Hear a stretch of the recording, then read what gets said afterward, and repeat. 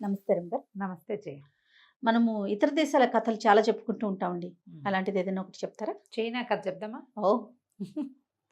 పూర్వం 800 ఏళ్ల క్రితంట చైనాలో అదేదో పట్టణానికి పేర్లు గుర్తుండట్లేదు నాకు. వాటి పేర్లు విచిత్రంగా ఉంటాయి కదా. చాలా అద్భుతంగా ఒక నగరం ఉండేది, ఒక పెద్ద పట్టణం. ఎంత డబ్బు ఉండేదో ఆ నగరంలో, సిరి సంపదలతో తులతూగుతూ ఉండేదట. కానీ బిచ్చగాళ్ళకి ఏం కొదవలేదు ఆ ఊళ్ళో. బోళ్ళంతమంది బిచ్చగాళ్ళు ఉండేవాళ్ళు. అక్కడ ఒక పద్ధతి ఉందట, ఈ బిచ్చగాళ్ళకి రాజులు ఉండేవాళ్ళు. ప్రతి బిచ్చగాడు వాడు సంపాదించిన దాంట్లో ఒక వంతు రాజుకు సమర్పించాలి. ఆయన వీళ్ళ సంగతి చూసుకుంటాడు. అట్లా బిచ్చగాళ్ళకి రాజులుగా ఉన్న కుటుంబాలు బోల్డ్ ఉన్నాయట కోకొల్లలు. ఆ బిచ్చగాళ్ళ రాజుల్లో ఒక ఆయన పేరు ఏంటంటే, ఆ ప్రాంతపు బిచ్చగాళ్ళందరికీ ఆయన రాజు. 7 తరాల నుంచి వాళ్ళేట రాజులు. ఆయన పేరు చిన్ గారు రాజుగా ఉండేవాడు. అయితే వీళ్ళకేం కొదవ ఉండదమ్మా. రాజులతో సమానంగా తోటలు, దొడ్లు, ఇళ్ళు, వాకిళ్ళు, మరి సంపద. ఇన్ని తరాల నుంచి రాజుగా ఉన్నవాడి సంగతి అసలు చెప్పక్కర్లేదు. అంతే కదా. అక్కడి నుంచి ఏంటంటే వీళ్ళకి ఇళ్లలో చాలా రాజాంగంగా జరుగుతుంది. ఈయన దగ్గర ఉన్న డబ్బు వడ్డీలకు తిరుగుతుంటాయి, కోట్లు. పెద్ద పెద్ద వాళ్ళకి వడ్డీలకు అప్పులు ఇస్తారు వీళ్ళు. కానీ ఇంట్లో రాజ్యాంగంగా సాగుతుంది. రాజ్యాధికారం ఉన్న వాళ్ళకి ఎంత సాగుబడి ఉంటుందో అట్లా పని వాళ్ళు, ఇళ్ళు, వాకిళ్ళు, దొడ్లు, తోటలు బోల్డ్ ఉంటాయి. బయటికి వెళ్తే ఈయన బిచ్చగాళ్ళ రాజే, పరువుగా ఉండదు. అయితే ఈయనకి కొంతకాలం గడిచాక తన పెద్ద మనిషిని అయిపోవాలని కోరిక కలిగింది. ఈ బిచ్చగాళ్ళ సామ్రాజ్యాన్ని వదిలేయాలి, పరువుగా ఉండాలి, గొప్పగా ఉండాలి, ఈ పేరు ట్యాగ్ లైన్ లేకుండా ఉండాలనిపించేది. ఈయనకి భార్య చనిపోయింది, 50 ఏళ్ళు ఉంటాయి. యూను అనే ఒక కూతురు ఉండేది. ఆ పిల్ల మహాసౌందర్యవతి, ఎంత బాగుండేదో. చక్కగా పాడేది, చక్కగా చదివించాడు కూతుర్ని. పెద్దవాళ్ళ ఇళ్లలో పిల్లల్ని ఎట్ట చేస్తారో అట్లా ఈ బిచ్చగాళ్ళ రాజు అయిన ఈ చిన్ గారు కూడా పిల్లని బాగా చదివించాడు. ఎన్నో రకాల వాయిద్యాలు వాయించేదట పిల్ల. 16-18 సంవత్సరాలు వచ్చాయి. కానీ పరుగుల ఇళ్లలో పెళ్లి చేసుకోవడానికి ఈయనకి కుదరలా. బయటికి వెళ్తే ఈయన బిచ్చగాళ్ళ రాజు, వాళ్ళెవరు ఇతనితో సంబంధం కలుపుకోవడానికి ఇష్టపడరు. ముందు వెనక అయ్యింది. ఈ లోపల ఏమైంది, ఆయనకి ఒక కుర్రాడు తారసపడ్డాడు ఏదో ఒక జోదశాలలో. వాడు ఏదో సరదాగా ఎవరో ఫ్రెండ్స్ ఆడుతుంటే వచ్చాడు. ఏదో మాట మీద వంటి చూస్తే వాడు చాలా పరుగుల కుటుంబం నుంచి వచ్చిన పిల్లవాడు. కానీ ఆస్తి స్వాస్తి అన్నీ పోయినాయి, ఏమీ లేవు వాళ్ళ దగ్గర. వాళ్ళ పేరు గొప్ప, ఊరు దిబ్బ. అంత గొప్ప ఇంటి కుర్రాడు. ఈయనతో చాలా చక్కగా మెలిగాడు. ఆయనకి ఏమనిపించింది, వీటి దగ్గర డబ్బు లేదు, దశకం లేదు, మన దగ్గర బోల్డ్ డబ్బులు ఉన్నాయి, పిల్లాడు చూస్తే బాగున్నాడు, పోనీ వీని మన పిల్లకి చేసుకుంటే ఎట్లా ఉంటుంది అని మెల్లిగా ఆయన కదలేస్తే ఎగిరి గంతేసేటి వాడు. ఈ యూను చాలా అందగత్తెన విషయం చాలామందికి తెలుసు ఊళ్ళల్లో. ఓ మాట వచ్చి చూస్తా అన్నాడు. చూసి పిల్లని చేసుకోవడానికి సిద్ధపడ్డాడు. వాళ్ళ ఫ్రెండ్స్ అంతా అన్నారు, ఈ అబ్బాయికి చదువుకోవాలని ఉంది, గవర్నమెంట్ జాబ్ చేయాలని కోరిక, దానికి డబ్బులు లేవు వాడి దగ్గర. ఇప్పుడు చక్కగా వీళ్ళ అమ్మాయిని పెళ్లి చేసుకుంటే ఏం చక్క మరి చదివిస్తారు కదా, అంతేగా. సరేనని పెళ్లి కొప్పుకున్నాడు. చాలా హర్షించారు వాడి ఫ్రెండ్స్ అంతా. భలే మంచి పని చేసావు, నక్కని దొక్కేవరా నువ్వు, నక్కతో ఒక దొక్కావు, ఇంకేముంది, ఓహో అన్నారు. ఓహో అన్నాక సరే పెళ్లి చేసేశారు. పెళ్లి రోజు సాయంకాలం ఏం చేశారు, పెద్ద విందు ఏర్పరిచారు. ఈయన ఏం చేశాడు, తను బిచ్చగాళ్ళ రాజుగా ఉండకుండా ఆ పదవిని ఇంకొకడికి కట్టబెట్టాడు.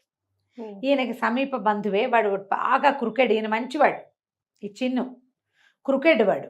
ఆ క్రికెట్ వాడికి ఈ బిచ్చగాళ్ళ రాజు తనం అంతా అతనికి ఇచ్చాడు. తన దగ్గర ఉన్న సంపదలవి తను ఉంచుకున్నాడు. ఇక నువ్వు సంపాదించుకో అని చెప్పేసరికల్లా వాడు రాజు అయిపోయాడు. 2-3 వారాల క్రితమే వాళ్ళందరి మీద ఆధిపత్యం సంపాదించుకున్నాడు. చిన్నగారు అతనికో ఇల్లు, వాకిలి కూడా ఇచ్చాడు. వాడికి అంతకుముందే కొంత ఉంది. ఈయన తన ఇళ్లలో ఒక ఇల్లు గిఫ్ట్గా ఇచ్చాడు తన పదవి తీసుకున్నందుకు.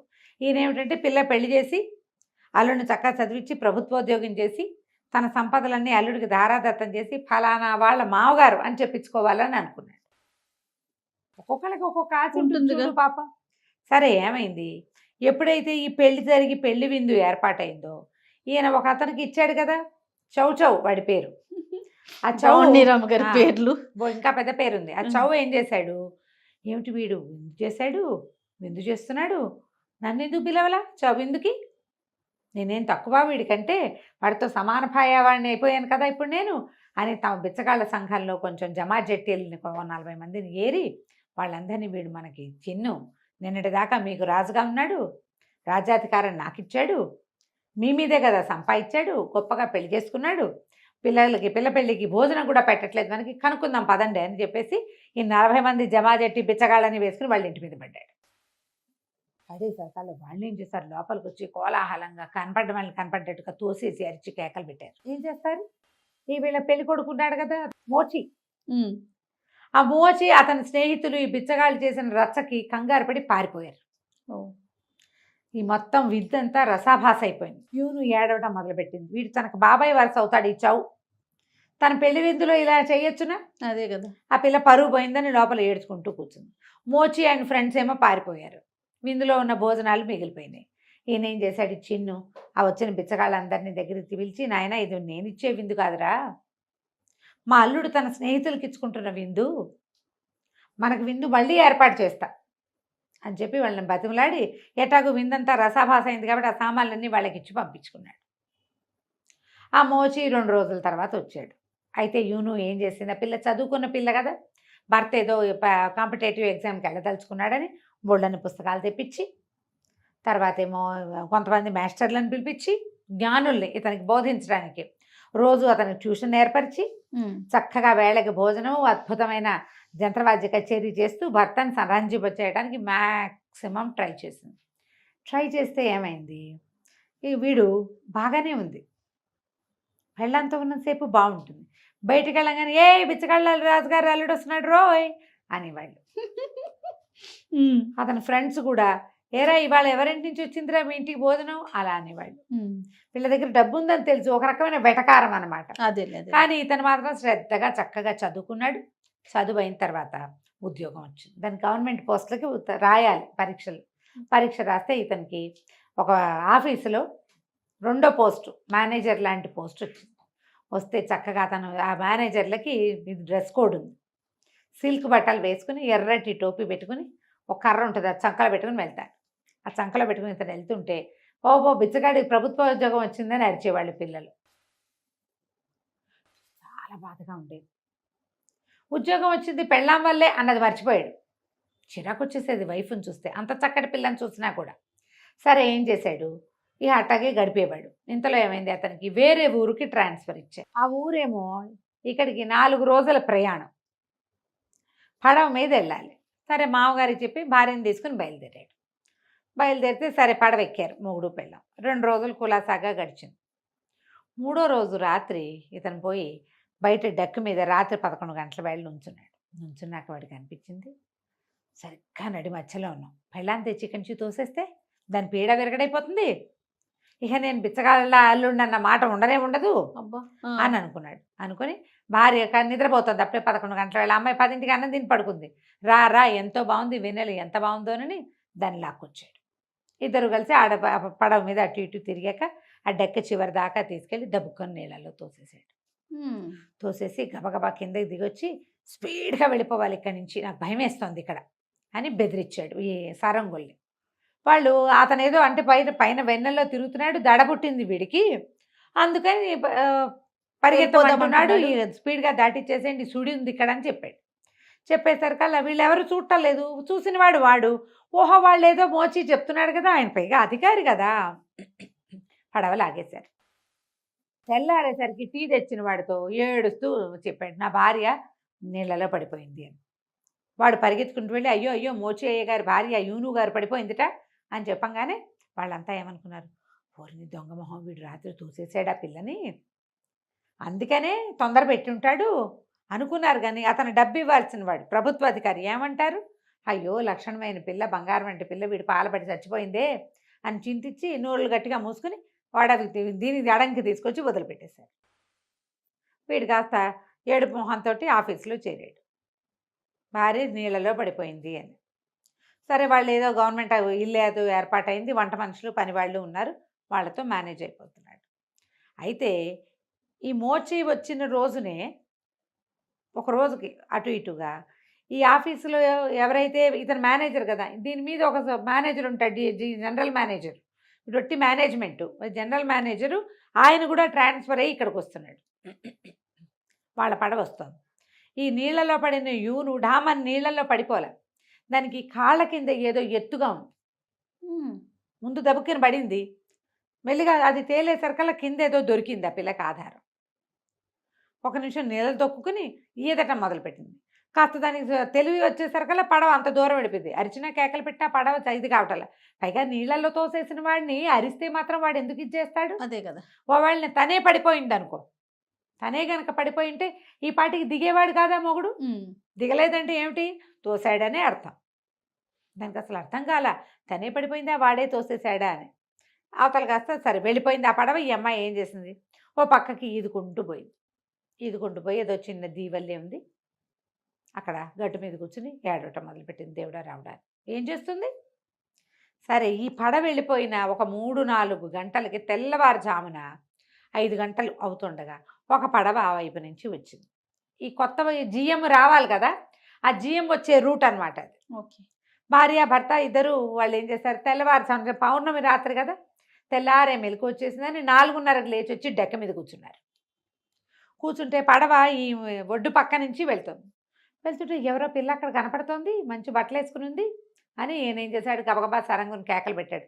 అమ్మా అక్కడికి పట్టించు, ఎక్కడైతే ఇది దీవిలాగా ఉందో కొంచెం చిన్న ఒడ్డల్లే ఉంది, ఒడ్డు దగ్గర పట్టించు, పిల్ల ఎవరో ఉంది అక్కడని అక్కడికి తీసుకుపోయారు. తీసుకుపోతే ఏడుస్తున్నాయి, పిల్ల కనపడింది. వాళ్ళ పైకి ఎక్కిచ్చారు. ఏమిటమ్మా ఎట్టా వచ్చావు ఏమిటి అంటే, నేను ఏం చేయనండి ఇట్లా జరిగిందని అనేసరికి ఆయన ఆశ్చర్యపోయాడు.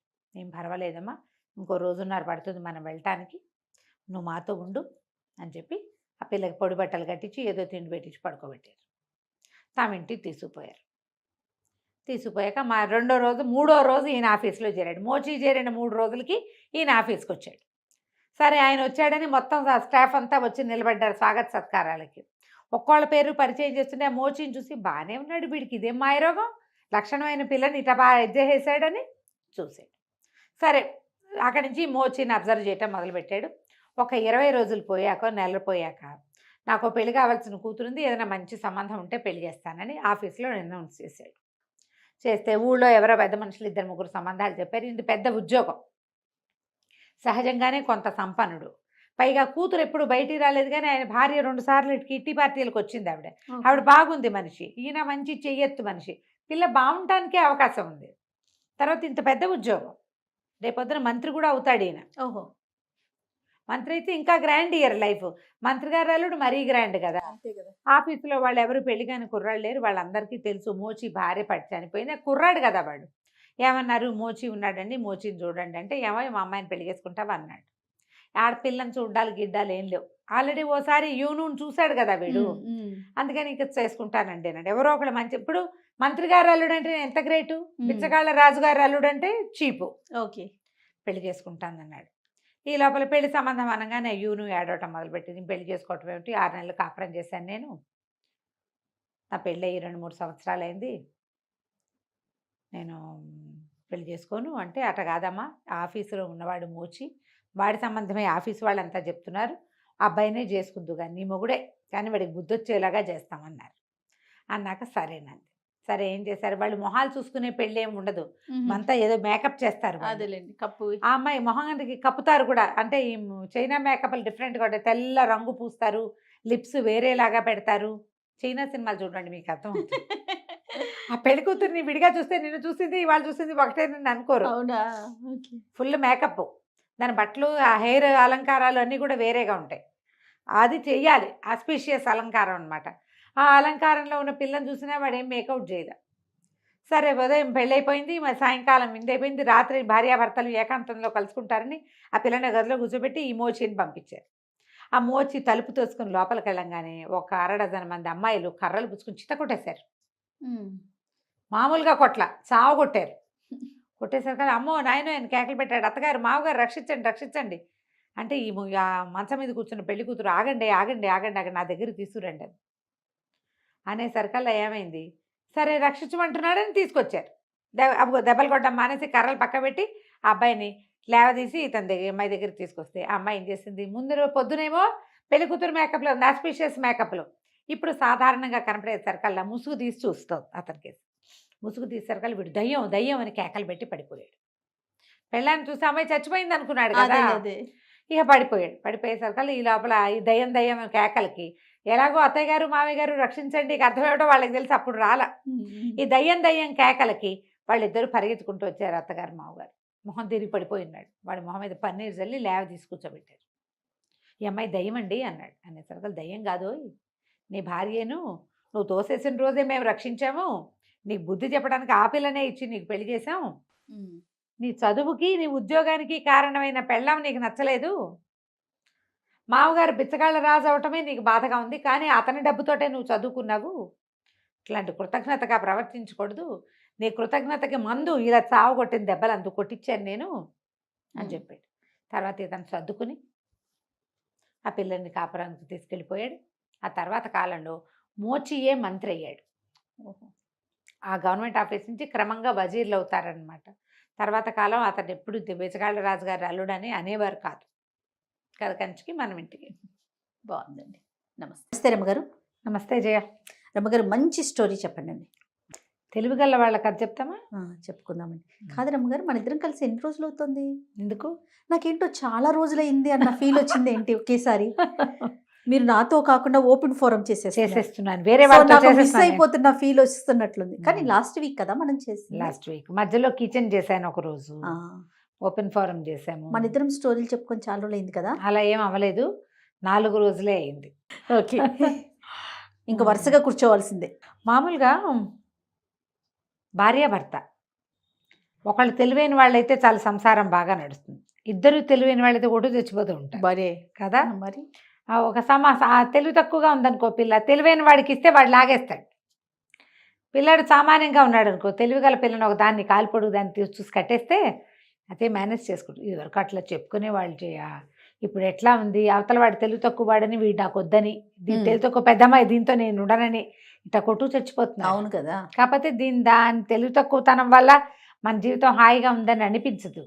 ఏదో సందర్భంలో ఆ అమ్మాయి తెలివి తక్కువ ప్రూవ్ అయిపోయింది అనుకో, లేదా వాడి తెలివి తక్కువ అబ్బాయి తెలివి తక్కువ ప్రూవ్ అయిందనుకో, ఫ్రెండ్స్లో అవమానంగా ఉందని అలాంటి భావాలతో బాధపడుతున్నారు. ఇప్పుడు ఎంతసేపు జనాల్ని ప్లీజ్ చేయటం పట్లే ఉంటున్నారు. అంటే భార్యకేమో భర్త తెలివిగా ఉండాలి, భర్తకేమో భార్య ఇంకా తెలివిగా ఉండాలి, అట్లా కోరుకుంటున్నారంటారా? కోరుకుంటున్నారు, కొట్టు చచ్చిపోతున్నారు. అందుకేగా అతన్ని మించిన వాడు ఆచంట మల్లన్నని, ఒకళ్ళని మించిన వాళ్ళు ఒకళ్ళయ్యి చివరి కొట్టు చచ్చి నువ్వు ఏకంటే నేను మేకని, ఎతంటే బ్రతని చివరి కొట్టుకుంటున్నారు. అలాంటి ఒక చెప్తాం. పూర్వం ఒక ఊళ్ళో ఓ భూషయ్య అని ఒక రైతు ఉండేవాడు. ఆయనకి లేక ఒక కొడుకు ఉన్నాడు. ఈ చుట్టాల్లో చాలామంది తెలివిగల మగపిల్లల్ని చూసేవాడు ఆయన. ఈ భూషయ్య గారు కూడా చాలా తెలివైనవాడు. ఆయనకి ఏమనిపించేది, పిల్లాన్ని తెలివిగా పెంచాలి. ఎట్లా పెంచుతాం, వాడికి ఉండాలి కొంత, అంతేగాని ఆయన ఇలా భావించేవాడు. పిల్లాన్ని అల్లారు ముద్దగా ఎంతో చక్కగా బుద్ధిమంతుడుగా పెంచారు. బుద్ధి అయితే ఉంది, కానీ రోజులు గడుస్తూ ఉన్న కొద్దికి పిల్లాడంత తెలివిగా లేడు వీడు అని ఆయనకి తెలియటం మొదలుపెట్టింది. తెలుస్తోంది తండ్రికి. హఠాట ఏదో 20 ఏళ్ళు వచ్చేసింది. 20 ఏళ్ళు వస్తే ఏమిట్రా అబ్బాయి, నేను ఎంతో తెలివిగా పెంచుతా అనుకున్నాను, నీ తెలివి పెరిగినట్లేదు, తరిగిపోయినట్టుంది అన్నాడు. అనేసరికల్లా కొడుకు మాత్రం తను చాలా తెలివిగల వాడిని చాలా గట్టిగా నమ్మేవాడు. అదేమిటి నాన్న, నాకు తెలివి లేకపోవడం ఏంటి, నేను బ్రహ్మాండమైన తెలివిగా ఉన్నాను, అసలు ఏ పనైనా చెప్పు క్షణాల్లో చేయకపోతే అడుగు అన్నాడు. అడిగితే ఈయనేమన్నాడు, సరే ఒక గొర్రెతోలు ఉంది, గొర్రెని వంట చేసేసుకున్నారు, లేదా ఏదో చేస్తే దాని చర్మం ఒలిచి పెట్టుకుంటారు. గొర్రె చర్మం ఉంది, దీన్ని తీసుకెళ్ళి బజార్లో అమ్మిరా, చూస్తాను నీ తెలివి అంటే, ఓ బ్రహ్మాండమైన రేటుకి అమ్ముతాను, ఎవ్వరూ అమ్మని రేటుకి అమ్మి చూపిస్తాను నాన్న నీకు అని గట్టిగా చెప్పాడు. చెప్పేసరికల్లా నాన్న అన్నాడు, ఓ గొర్రె తోలు ఇచ్చాను, ఎవడైనా అమ్ముతాడు, అదేమిటి గొప్ప, నువ్వు గొర్రె చర్మము తేవాలి, ఖరీదు తేవాలి, తేగలవా నువ్వు అన్నాడు. ఏమిటి గొర్రె చర్మంగా ఉండగానే దాని రేటు కూడా వచ్చేయాలట వీళ్ళ దగ్గరే, చేయగలవా, అది తెలివి, చేయగలవా నువ్వు అన్నాడు. అనేసరికి కుర్రాడు అన్నాడు, హోష్ అదెంత పని, క్షణాల్లో చేసుకురాను, పొద్దునుంచి మధ్యాహ్నం అయ్యేసరికల్లా పొద్దుయ్యేదాకా నేను ఉండనానా, మధ్యాహ్నమే వచ్చేస్తాను, గొర్రె దీన్ని తోలి వెనక్కి తెచ్చేస్తా, రేటు పట్టుకొస్తా, చూడు నా ప్రతిభ అన్నాడు. ఓహో బాగానే ఉందనుకుని అమ్మ నాన్న పిల్లని కాస్త సరదాగా ముద్దు చేసి పొద్దునే గొర్రె చర్మం ఇచ్చి పంపించారు. వాడి ఇంటి దగ్గర సద్దానం తిన్నాడు, బయలుదేరాడు. సంతకి నడుచుకుంటూ పోయాడు. సంత మొదట్లో ఎవరో ఒక ఆయన కనపడి తెలిసినవాడు, కొంచెం మొహబరిక ఉన్నవాడు, ఏంట్రోయ్ గొర్రె చర్మం అమ్మడానికి తెచ్చావు, ఎంత ఏమిటి అన్నాడు. ఎంతైతే ఉంది, చర్మం నా దగ్గర ఉండాలి, ఖరీదు కావాలి అన్నాడు. అనేసరికి అవతల వాడికి అర్థం కాదు. ఎవడు నీ చర్మం నీ దగ్గరే ఉండి నీకు డబ్బులు కూడా కావాలా, నువ్వు ఊరికే చూడడానికి వచ్చావన్నాడు. కాదు, దీన్ని నమ్మడానికే వచ్చానన్నాడు. ఒరే, నువ్వు అమ్మితే అది అవతలవాడి చేతిలోకి వెళ్ళిపోతుందిరా, అప్పుడు ఖరీదు నీ చేతిలో పడుతుంది. నీ చర్మం నీ చేతిలోనే ఉండి నీ ఖరీదు ఎట్టా వస్తుంది అంటే అదే తెలివి అన్నాడు వీడు చిటికేసి. అవతలవాడికి అర్థం కాలే, ఊరు నాయన వీడేమిటో విచిత్రంగా ఉన్నాడని. సరేలే, సంతలోకి వెళ్ళు, నీ గొర్రె నీ చేతిలో ఉండగానే నీకు డబ్బులు ఇచ్చేవాడు ఎవడన్నా వ్యాపారస్తుడు కనపడతాడేమో చూస్తూ కానీ వెళ్ళమన్నాడు. అక్కడి నుంచి వీడు లోపలికి వెళ్ళాడు. ఎంత అంటారు ప్రతి వాళ్ళు, నా చర్మం నా దగ్గరే ఉండాలి, నా డబ్బులు నాకు కావాలంటాడు. మధ్యాహ్నం దాకా తిరిగాడు. అందరూ వీడు వెర్రి వెధవని ఎవరు వీడి జోలికి రాలేదు. అయితే ఏమైంది, ఆ గొర్రె చర్మం సంకలో పెట్టుకుని తిరుగుతున్నాడు. కాళ్ళు నొప్పులు పుట్టేస్తున్నాయి. సరే, ఒక విప్ర వినోది ఒక ఆయన ఒక ఇది చేస్తున్నాడు, ఇంద్రజాలం చేస్తున్నాడు. విప్ర వినోదులు అనేది ఒక జాతి. విప్ర వినోదులు అంటారు వీళ్ళని. ఇంద్రజాలం గారడి వాళ్ళు. ఈ మామూలు లోకల్ గారడి కాకుండా బ్రాహ్మలు ఉండేవాళ్ళట. ఇందులో ప్రత్యేకమైన గారడి చేయగలిగేవాళ్ళు, ఎన్నో సృష్టించగలరు. కనికట్టు మన కంటి ముందు వాళ్ళు. మనం ఇలాంటి ఒక కథ కూడా చెప్పుకున్నాం, కానీ ఏముండదు అక్కడ, కానీ కనికట్టు చేసేస్తారు. అయితే ఏమైంది, ఆయన ఏదో గారడి చేస్తున్నాడు. ఈ కుర్రాన్ని చూసి, ఏరా అబ్బాయి, నీ జేబులో నీ చంకలోది గొర్రె చర్మమేనా, ఇడితే దీన్ని ఏం చేస్తానో చూడంటే ఇచ్చాడు. ఇచ్చేసరికి ఆయన ఏం చేశాడు, ఆ గొర్రె చర్మాన్ని ఇట్ట జుట్టు ఉంది కాదు, చంకలో పెట్టుకున్నాడు. దాన్ని ఇట్ట నిలబెట్టి తన పైన ఉన్న ఉత్తరీయం తీసి దాని మీద కప్పాడు. మనం హోమ్ ఫట్ అన్నాడు. అయింది. ఆ ఉత్తరీయం తీసాడు. తీయగానే అంత మామిడి చెట్టు వచ్చింది అక్కడ. దానికి ఒక కాయ కూడా ఉంది. గొర్రె చర్మం పోయింది. జనాలంతా చప్పట్లు కొట్టారు, తల ఒక పావలా ఇచ్చారు, కొంతమంది దండం పెట్టారు. కుర్రాడు కూడా సరదాగా వచ్చింది, అబ్బా పల్లి చేశాడు, ఇంచక్క మామిడి చెట్టు అయిపోయింది, దానికి కాయ కూడా ఉంది, బుజ్జికాయ అని సంతోషించాడు. అందరూ వెళ్ళిపోయారు. వీడు ఒకడు నుంచున్నాడు అక్కడ, ఎవరు లేరు. గొర్రె చర్మం ఏది ఇప్పుడు, ఏమమ్మీ ఏం ఖరీదు పట్టుకెళ్ళాలి తాను. ఇంతలో ఆకలి కూడా వేసేస్తుంది. 3 అయిపోయింది, 3 దాటిపోతుంది. ఆకలిస్తుంది, ఏం చేయను, అటు ఇటు చూసి ఆ విపర వినోద్ కూడా మాయమైపోయాడు. ఇప్పుడు ఆయన అక్కడ ఉంటే, ఏమండి నా గొర్రె చర్మం నాకు ఇప్పించండి అని అడగచ్చు. ఆయన లేకపోతే వీడెవడిని అడుగుతాడు. ఇక అటు ఇటు చూశాడు, దిక్కులు చూశాడు, ఏ పక్కకు చూసినా అతను కనపడలే. సరే, ఆకలి ప్రాణం పోతుంది. ఈ చెట్టుకున్న మామిడికాయ కొంచెం దూరంగా ఉంది, పలకమారింది. ఆ కాయ అయినా తిందామని దాన్ని ఇట్ట పుచ్చుకున్నాడు. పుచ్చుకోగానే గొర్రె చర్మం చేతిలోకి వచ్చింది. వీడు ముట్టుకునేసరికి మారిపోయింది. ముట్టుకోకముందే కనికట్టు, ముట్టుకుంటే ఏముండదు. సరే అమ్మయ్య దొరికింది, సరే ఇది అని చెప్పి దాన్ని చంకలో పెట్టుకున్నాడు. ఆకలి ప్రాణం పోతుంది. ఎక్కడో నీళ్లున్నాయి, తాగుదామా అనుకున్నాడు. దీన్ని ఎట్టా అమ్మాలో తెలియలే. ఇక సంతలో నుంచి జనాలంతా 4 అవుతుంటే వెళ్ళిపోవటం మొదలెట్టారు. దూర ప్రాంతాల వాళ్ళు ఉంటారుగా, తాను అమ్మలేనని అర్థమైపోయింది. అయ్యో, దీన్ని అమ్ముదాం అనుకున్నా, నాన్నకు బోళ్ళని మాటలు చెప్పాను, చర్మం ఇచ్చి ఖరీదైనా తీసుకున్నాను కాను, చర్మం ఖరీదు 2 నాకే కావాలంటే జనాలకు అర్థమైనట్లేదు అని ఏం చెయ్యాలో తెలియక మెల్లిగా అడవి దారి పట్టాడు. ఇంటికి వెళ్తాను. అయితే ఈ విప వినోద్ ఒక ఆయన ఉన్నాడుగా ముందు, ఆయన చెట్టు కింద కూర్చున్నాడు, ఏదో తింటూ పలకరించాడు. ఏమో వెళ్ళిపోతున్నావా అన్నాడు. అవునండి అనేసరికి, నువ్వు భలే మంచివాడు పోయి బుద్ధిమంతుడివి, నీకు మాట చెప్తా విను అన్నాడు. సరే చెప్పండి అన్నాడు. దారిలో ఎవరైనా ఆడాళ్ళు కనిపిస్తే ఆపేక్షగా పలకరించు, ఆడవాళ్ళకి ఆప్యాయతగా పలకరిస్తే ఇష్టం, మంచిది నీకు అన్నాడు. సరేననుకున్నాడు. వీడు ఇలా నడుచుకుంటూ పోతుంటే ఆ ఇంటికి వెళ్ళే దారిలో చెరువులు ఎగురువులు ఉన్నాయి. ఓ పిల్ల చక్కగా ఇంత బారెడు జడ, లంగా ఓణి వేసుకుని, చిన్న ఇంత కొండ పుచ్చుకొని మంచినీళ్ళు పుచ్చుకుని వస్తుంది. నెత్తి మీద ఒక కొండ ఉంది, చేతిలో వచ్చింది. ఆ అమ్మాయిని, ఏ అమ్మాయి బాగున్నావా అని పలకరించాడు. పలకరించమన్నాడు కదా. చాలా బాగున్నాను, అంతా కుశలమే, మీరంతా కుశలమేనా, మీది ఏ ఊరు అని అడిగింది అమ్మాయి. అడిగేసరికి మాది ఫలానా ఊరు, పొద్దుననగా బయలుదేరానంటే, సరే ఆ మాట ఈ మాట మాట్లాడి, అన్నం తిన్నావా అంది. తినలేదు. పద రా మా ఇంటికి తీసుకెళ్ళి అన్నం పెట్టి, ఆప్యాయంగా మాట్లాడితే జరిగేది అదే కదా, అంతేగా, పద అని ఇంటికి తీసుకుపోయింది.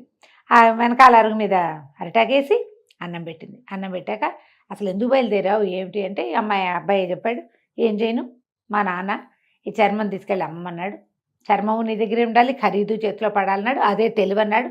తెలివిగా అమ్ముదామని ఎంత ప్రయత్నించినా కుదరలేదు. మధ్యలో విపర వినోద్ ఒకడు దొగలేడు, ఆయనేమో మామిడి చెట్టుగా మార్చాడు అని కథ అంతా చెప్పాడు. ఆ అమ్మాయి ఏం చేసింది, ఏదో తిడితే అని వీడు అన్నం తింటుంటే పక్కన పెట్టిన దాన్ని చేతికి అందించాడు. దాన్ని మొత్తం చూసింది. ఉండు, నీకు ఖరీదు కూడా వచ్చే మార్గం చెప్తా అని లోపలికి వెళ్ళి కత్తెర పుచ్చుకొచ్చింది. వీడు అన్నం తిని చేయి గడుక్కుని మళ్ళీ వచ్చేసరికి చక్కగా శ్రద్ధగా బొచ్చంతా దగ్గరగా కత్తిరించేసి బొచ్చంతా ఒక పెద్ద సంచిలో పోసి బొచ్చుకి ఖరీదు ఇచ్చేసి గొర్రె బొచ్చుతోటి ఏం చేస్తారు, కంబళ్ళు అవి నేస్తారు. అవును. అది ముదురు రంగు గొర్రె, బొచ్చు మొత్తం కత్తిరించేసింది, చర్మం ఉండిపోయింది. ఓ, నీకు అర్థమైందా? చర్మం మీద ఉంటుంది ఆ, బొచ్చు, ఆ. క్లోజ్ గా కత్తిరించేది. అలాగే కదా గొర్రెలకి అవును. షేవింగ్ చేసి అవునవునవును. కంబళ్ళు ఉన్ని చేస్తారు. ఊళ్ళు తీస్తారు కదా వాటి నుంచి, స్వెటర్స్. స్వెట్టర్లకి వాటికి. ఆ ఊళ్ళలో ఏముంది, కంబళ్ళు నేసేవాళ్ళు దాంతో దారం చేసి మొత్తం చేసింది. అక్కడి నుంచి ఉన్ని రేట్ ఇచ్చేసింది. ఈ చర్మం చుట్టి చంకలు పెట్టి పట్టుకెళ్ళి మీ ఇంటికి అది. ఆశ్చర్యపడి ఊరిని డబ్బులు వచ్చేసాయి, అంతే కదా. చర్మం చంకలో ఉంది. నడుచుకుంటూ ఇంటికి వెళ్ళాడు. ఇంటికి వెళ్ళి నాన్న చెప్పండి. నాన్న ఇదిగో గొర్రె ఖరీదు, గొర్రె చర్మం ఖరీదు, ఇదిగో నీ చర్మం అన్నాడు. నాన్న ఆశ్చర్యపడు, ఊరిని భలేగా అమ్మేవరా, నిజం చెప్పు, ఎవరు చెప్పారు నీకు అన్నాడు. అనగానే ఇవి చెప్పాడు. ఫలానా చెరువు వచ్చే దారిలో ఒక చెరువు ఉంది కదా, చెరువు దగ్గర ఒక పిల్ల ఉంది, వాళ్ళది పాత బావి దగ్గర ఇల్లు. వాళ్ళ ఇంటికి వెళ్ళా, ఆ అమ్మాయి ఈ ఐడియా చెప్పింది, బొచ్చంతా గత్తిరిచ్చేసింది, మరి బొచ్చు రేటు ఇచ్చేసింది. వాళ్ళేమో దాన్ని గొర్రె బొచ్చుతోటి కంబళ్ళు నేయిస్తట వాళ్ళ నాన్న. అనగానే ఈయన అన్నాడు, ఒరే ఆ పిల్లని పెళ్లి చేసుకోరా, నువ్వు నీకు 20 ఏళ్ళు వచ్చి ఎలాగో పెళ్లి చేస్తావు, నువ్వు తెలివి తక్కువ పడివి, కానీ చెప్పిన మాట వింటావు. అదే కదా.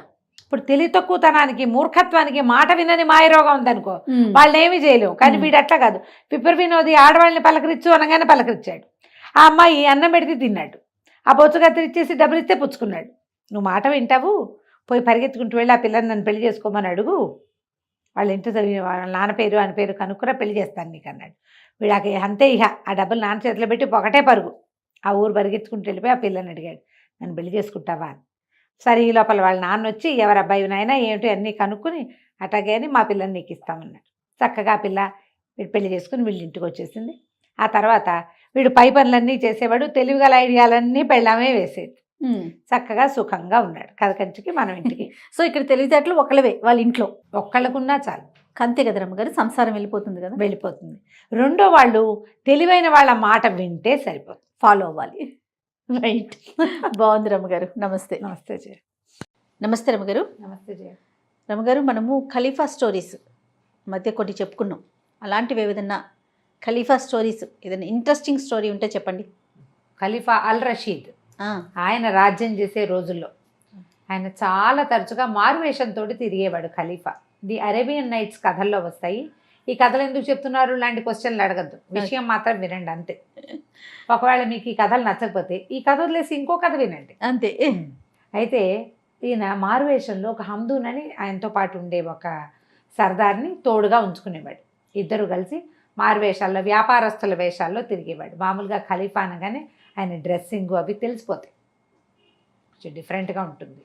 ఆ బట్టలు గిట్లా అవేం లేకుండా మామూలు వ్యాపారస్తులు వేసుకునేవి తలపాగాలు, కాస్త బవిరిగడ్డాలు అలా పెట్టుకుని తిరుగుతూ ఉండేవాడు. అయితే ఒకసారి ఏమైంది, ఆయన రాజ్యంలో ఏవో మొత్తం ఊరంతా ఎక్కడ చూస్తారు, అది చాలా పెద్ద సామ్రాజ్యం కదా. ఒకనాడు ఓ పక్కకి వెళ్ళారు. అక్కడ ఒక అత్యద్భుతంగా అందంగా ఉన్న తోట, దానికి లోపలగా కనపడుతున్న చక్కటి ఒక భవంతి కనపడ్డాయి. తోటలో ఉన్న పువ్వులు కానీ, ఆ పళ్ళు కానీ, ఆ చెట్లు కానీ ఎంత కళాత్మకంగా పెంచినట్టు తెలుస్తోంది. వీళ్ళు అట్టించి వచ్చినప్పుడు ఓసారి చూశారు, మళ్ళీ ఇటు తిరిగినప్పుడు ఇంకోసారి చూశారు.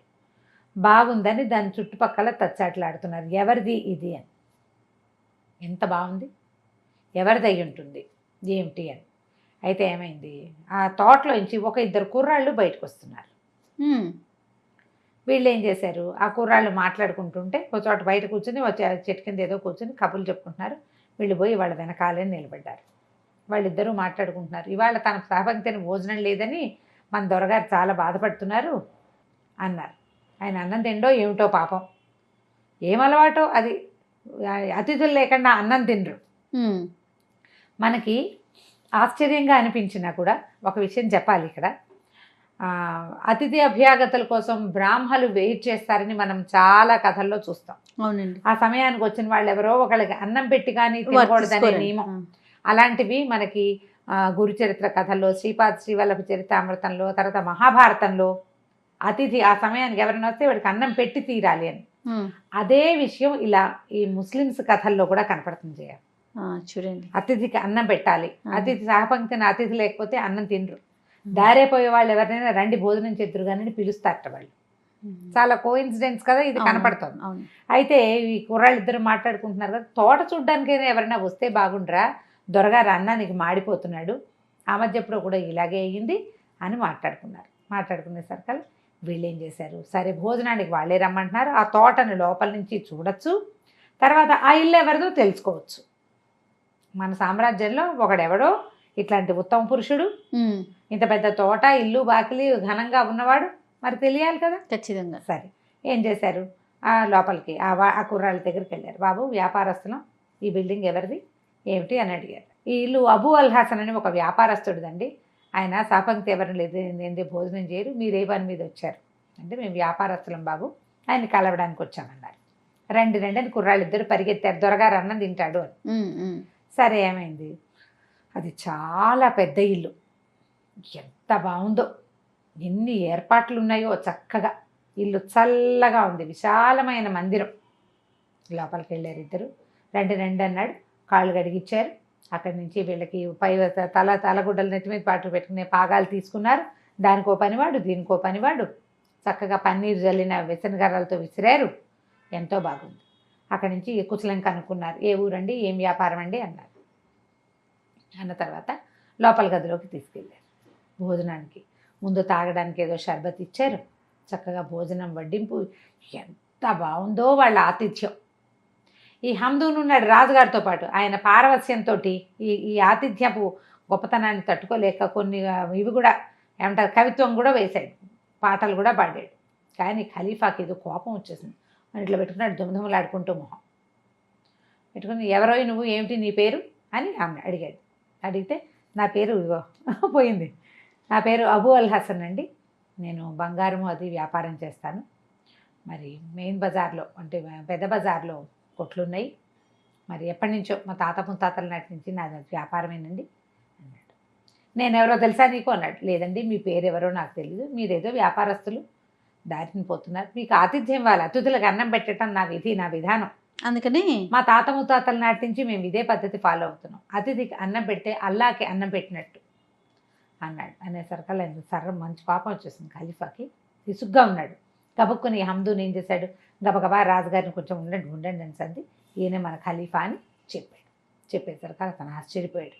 మిమ్మల్ని ఇలా దర్శనం చేసుకోవటం నా అదృష్టం, ఇదివరకు ఎప్పుడు చూడలేకపోయాను, మీరు ఇలా మా ఇంటికి వేయించేయటం నా పరమాదృష్టాల్లో ఒకటి, మీ వల్లే నా జీవితం ఇంత పరమాద్భుతంగా ఉంది ఇవాళ అన్నాడు. అని మీరేదో విసుగ్గా అసహనంగా ఉన్నారు, మీ కోపానికి కారణం ఏమిటి అంటే, ఈ గదిలో సామాన్లలో చాలా సామాన్లు మా తాతగారివి, ఆయన పేరుంది, ఆయన పేరున్న సామాన్లు నీ దగ్గరికి ఎలా వచ్చాయో చెప్పు అంటే, రాజకోటలో ఉండవలసిన సామాన్లు వీళ్ళ తాతగారైన అలీ అల్లా అనే పేరున్న ఇదే ఖలీఫా అలీ అల్లా అనే పేరున్న సామాన్లు మీ ఇంట్లో ఎలా వచ్చినాయి, అక్కడ కనపడుతున్న పెట్టెలు, సోఫాలు, ఇవన్నీ కూడా దివాణము అన్నీ కూడా రాజుగారి, ఆ తరపు ఏ తరంలో ఈ వస్తువులు తయారు చేయబడ్డాయో ఆ తరపు ఖలీఫా ఎవరో వారి పేరు చేర్చబడి ఉన్నాయి. ఈయన గుర్తుపట్టేశాడు వాటిని.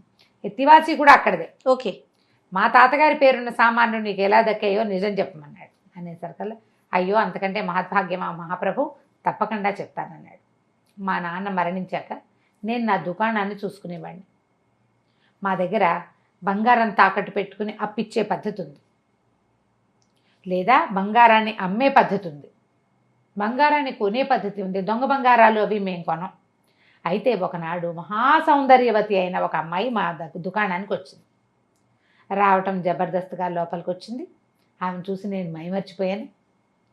చాలా అందగత్తె, ఎంతో చక్కటి స్వరం, అసలు వస్త్రధారణ మహాద్భుతంగా ఉంది. 300 దినారాలు కావాలి నాకు అని అడిగింది. అలాగే అన్నాను. గుమాస్తాని పిలిచి 300 ఇప్పించాను. 300 తీసుకుంది, మాట్లాడకుండా డబ్బులు పుచ్చుకుని వెళ్ళిపోయింది. 300 దినారాలకి ఏం పెట్టింది ఇక్కడ తాకట్టు? ఏమీ పెట్టలా. పోనీ బయట ఏదైనా ఉందా? ఏమీ లేదు. ఏమైనా చెప్పిందా? చెప్పలేదు. అందానికి చూసి ఇచ్చేసాడు. ఇచ్చేయంగానే గుమాస్తా ఏం చేసి 300 పట్టుకొచ్చి అక్కడ పెట్టాడు. కాదు అయ్యా, ఇది ఏ పద్దు మీద రాసుకోమంటారు అన్నాడు. అప్సరసల పేరుతో పద్దులేముంటాయి అన్నాడు ఈయన. అనేసరికల్లా అదేమిటండి అని ఏం చేశాడు, గుమాస్తా పరిగెత్తుకుంటూ వెళ్ళాడు. వెళ్ళేసరికల్లా ఆ వెళ్ళిన అమ్మ ఆయన్ని, నీ పేరేమిటి, నువ్వెవరిని మొహం పగలగొట్టేసింది. మొహం పగలు కొట్టించుకుని గుమాస్తా వెనక్కి వచ్చాడు. మీ అయ్యగారితో చెప్పి నేను పాపం పగలు కొట్టానని నేను కూడా చెప్పింది.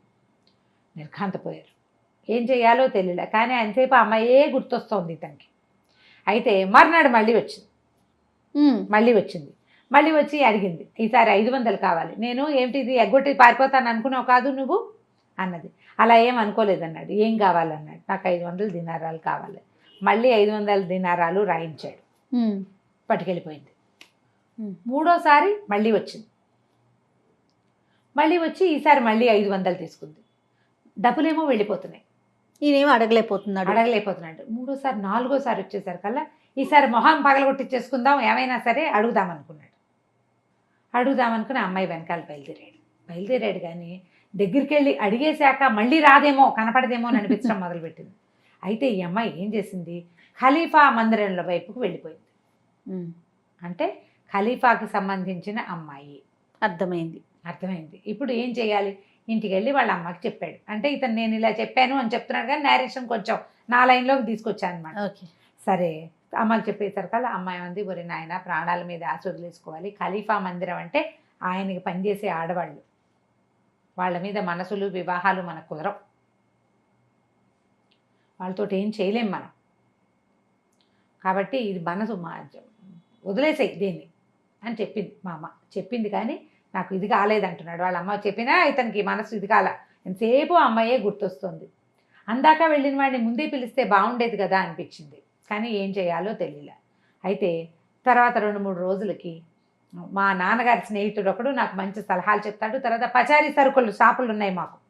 ఈ బంగారపు కొట్లు, అమ్మకాలు, అప్పులు గటాలు కాకుండా పచారీ కొట్లు కూడా ఉన్నాయి మాకు. ఆ పచారీ కొట్లను చూసే ఒక ముసలాయన మా నాన్న ఫ్రెండ్, ఇతని నాన్న ఫ్రెండ్ చూడ్డానికి వచ్చాడు. వచ్చి పిల్లాన్ని చూసి ఆశ్చర్యపడి, ఏమిట్రా నాయన ఇలా అయ్యా, ఏమైనా ప్రేమలో పడ్డావా, మొహం పీక్కుపోయింది అన్నాడు. అనేసరికల్లా వీడు బిక్కమొహం వేసుకుని ఇతను చెప్పాడు ఇట్లా అయ్యింది, ఆ అమ్మాయి మీద మనసు పారేసుకున్నాను. ఆ అమ్మాయి ఏమో ఖలీఫా మందిరంలోకి వెళ్ళింది. వేరే వాళ్ళు వెళ్ళరు కదా, మామూలు రోడ్డు మీద పోయే వాళ్ళు రాజుగారి ఇంట్లోకి ఎందుకు వెళ్తారు, అక్కడుండే అమ్మాయి కాబట్టి వెళ్తుంది. అది సంబంధించిన అమ్మాయో అక్కడ ఆయనకి సేవించడానికి ఏర్పడిన వాళ్ళు ఏమిటో తెలీదు. అయ్యేసరికల్లా ఆయన ఏమన్నాడంటే, ఒరేం ఒక మాట విను, నాకు ఖలీఫాకి దుస్తులు కుట్టేటువంటి దర్జీ ఒకడు పరిచయం ఉన్నాడు, నాకు తెలుసు, నువ్వు వాడి దగ్గరికి వెళ్ళు, అక్కడ ఈ విషయం చెప్దు కానీ, అక్కడ కనుక్కుందు కానీ అని చెప్పాడు. ఈయన ఏం చేశాడు, ఓ చొక్కా జేబు ఇట్లా చింపుకుని తీసుకెళ్ళి ఆ దర్జీ దగ్గరికి వెళ్ళాడు. ఈ జేబు కుట్టండి అన్నాడు. ఆ జేబు జేబు కుట్టడానికి ఎన్ని ఇవ్వాలి డబ్బులు, పావలా ఇచ్చినా సరిపోతుంది కదా. ఈయన ఏం చేశాడు, 10 బంగారు దినారాలు తీసి చేతిలో పెట్టాడు. దినారాలు ఆయన దినారాలు తీసుకున్న దర్జీ అంటే, బాబు ఏమన్నా ప్రేమలో పడ్డావా నాయన అని అడిగాడు. ఒళ్ళిపోయి తెలియట్లేదు. అయ్యేసరికల్లా ఇతను కొంచెం తట్టుబడి ఈయన ఏం చెప్పాడంటే, అవునండి ఒక అమ్మాయి ఇట్లా మా స్థానానికి వచ్చేది, మా షాప్కి వచ్చింది, మరి 3 సార్లు డబ్బులు పట్టుకెళ్ళింది, మరి డబ్బులు పట్టుకెళ్ళింది కానీ డబ్బుల గురించి నాకు లెక్కే లేదు అసలు. ఆ మనిషి ఎవరో తెలుసుకోవాలనుకున్నాను, ఇట్లా ఉంది, ఇంత పొడుగుంది, ఇంత తెల్లగా ఉంది, చక్కగా మాట్లాడుతుంది, కళ్ళు తిప్పుతుంది చెప్పాడు. చెప్పేసరికల్లా ఆయన అన్నాడు, ఆ అమ్మాయి మోతి అయి ఉంటుంది, ఆమె బట్టలు కూడా నేనే కుడతాను. ఆ మోతి ఖలీఫాకి సంగీతం వినిపించడానికి ఏర్పరచబడిన అమ్మాయిలలో ఒకటి, చాలా గొప్పగా పాడుతుంది, వాళ్ళ అక్క చెల్లి కూడా ఉన్నారు, వాళ్ళంతా ఖలీఫా దగ్గరే ఉంటారు అని చెప్పాడు. ఈ లోపల ఏమైంది, ఓ కుర్రాడు ఎగురుకుంటూ వచ్చాడు. అక్కడికి వచ్చి కనపడేసరికల్లా ఈ దర్జీ అని చెప్పాడు, బాబు ఈ కుర్రాడు కనపడుతున్నాడే, వీడు మోతీ దగ్గర పనిచేసే కుర్రాడు, మరి వీడిని గనక పట్టుకున్నావా నీ పని అవుతుంది, ఆ అమ్మాయిని కలుసుకోగలుగుతామన్నాడు. అక్కడి నుంచి ఈ పిల్లాడు వీడు వెళ్ళి, ఈ మన వ్యాపారస్తుడు ఎవరు మనసు పారేసుకున్న పెద్ద మనిషి ఈయన వెళ్ళి అబూ అల్ హసన్, అతను వెళ్ళి ఆ కుర్రాడిని పట్టుకున్నాడు. కుర్రాడు కాదు, ఈ మన వ్యాపారస్తుడి పేరే అబూ అల్ హసన్. అబూ అల్ హసన్ గారు వెళ్ళి ఆ పని కుర్రాడిని పట్టుకున్నాడు. బాబు ఏం పని పేరో ఇది, నువ్వు ఎవరి దగ్గర పని చేస్తావంటే వాడికి నవ్వొచ్చింది. అబూ అల్ హసన్ గారు కాదు మీరు అన్నాడు. వాడికి తెలుసు. నేను నీకు తెలుసా అన్నాడు. అయ్యో ఎందుకు తెలియదండి, రోజంతా మీ గురించే వింటున్నాం, మా మందిరం అంతా మీ మాటలతోటి ప్రతిధ్వనిస్తుంది, మా అమ్మగారికి మీరంటే ఎంత ఇష్టమో, మీకు కూడా ఆవిడంటే అంత ఇష్టమైతే ఆవిడకి దగ్గరికి వెళ్ళే మార్గం చెప్తా అన్నాడు. ఊరిని ఒప్పుకున్నాడు. ఒప్పుకుంటే ఈ కుర్రాడు ఏం చేశాడు, అక్కడ ఉన్న ఖలీఫా అంగీలు బట్టలు కుడుతున్నారు కదా, అందులోంచి ఒక నీలం రంగు అంగీ తీసాడు. ఈ రంగు అంగీ వేసుకుని ఇట్లా పైనుంచి తొడుక్కునేది వేసుకుని ఖలీఫా ఆయన దానికి ఆ ఆడవాళ్ళ జనానాలోకి వెళ్తాడు. వరుసగా గదులు ఉంటాయి అటు ఇటు కూడా. ఆయన ఏం చేస్తాడంటే మన దాన్ని ఉంటారు కస్తూరి ఉండలు, ఒక్కొక్క వాకిట్లోనూ ఒక్కొక్క కస్తూరి ఉండ ఉంచుతాడు. ఆయనకి ఏ స్త్రీ నచ్చితే ఆయనకి సంగీతం వినాలనిపిస్తే ఒకళ్ళ దగ్గరికి, డ్యాన్స్ వినాలనిపిస్తే ఒకళ్ళ దగ్గరికి, కవిత్వం వినాలనిపిస్తే ఒకళ్ళ దగ్గరికి, తన భార్యల దగ్గరికి, అలా ఏ రోజు ఎవరి దగ్గరికి వెళ్ళబుద్ధి అయితే అలా వెళ్ళబుద్ధి. ఆయన కులాసాగా ఉన్నాడంట అని గుర్తు ఏంటంటే ఈ నీలం రంగు అంగి వేసుకోవటం, దాని నిండా జలతారు పని అది చేస్తుంటుంది, ముఖమల్ అంగి. ఎవరి దాని దగ్గరికి వెళ్ళడో వాళ్ళకు ఒక కస్తూరి ఉండ పెడతాడు. ఇవాళ దీంతో కాలక్షేపం చేయండి, నేను రానని చెప్పటం. కస్తూరి ఉండ పెట్టాడంటే వాళ్ళ దగ్గరికి రాడనమాట. మీరేం చేస్తారంటే కస్తూరి ఉండలు కొనుక్కోండో డబ్బా, రాత్రి 9 గంటలకి మందిరంలోకి ప్రవేశించండి. ఈ బట్టలు చూస్తే మిమ్మల్ని ఎవరు అడగరు, చీకటి కదా. గుర్తు తెలియడం కోసం ముఖమల పని జరి పని చేసిన ముఖమల వస్త్రం వేసుకుంటాడు ఆయన, అది మెరుస్తుంది లేత నీలం రంగుది. ఆ వస్త్రం ఆ డిజైన్ బట్టి ఖలీఫా ఏనని గుర్తుపడతారు. కొంచెం కొంచెం వెలుతురుగా ఉంటుంది, మీరు కూడా ఇంచుమించు ఖలీఫా సైజులోనే ఉన్నారు. కస్తూరి ఉండలు పెట్టుకుంటూ రండి. అక్కడ నీలిరంగు చలవరాతి తలుపు మోతీది, ఆ తలుపు కొడితే మోతీ ఉంటుంది, లోపలికి వెళ్ళిపోండి అని చెప్పి మన హీరో బయలుదేరాడు. అబూ అల్ హసన్ గారు ఏం చేశాడు, కస్తూరి డబ్బా పెట్టుకున్నాడు, బట్టలు వేసుకున్నాడు, చల్లగా అక్కడ దాకా వెళ్ళాక చొక్కా వేసుకున్నాడు అనమాట. ఖలీఫాయే వస్తున్నాడని. ఖలీఫా ఒక్కొక్కసారి జనాన అందరితోటి కలిసి వస్తాడు, ఒక్కోసారి ఒంటరిగా వస్తాడు. ఆ బట్టలు చూసేసరికల్లా ఈ రాత్రి 9 అయ్యేసరికి కునికి పడుతున్న సైనికులు ఎవరు ఈయన్ని పట్టించుకోలే.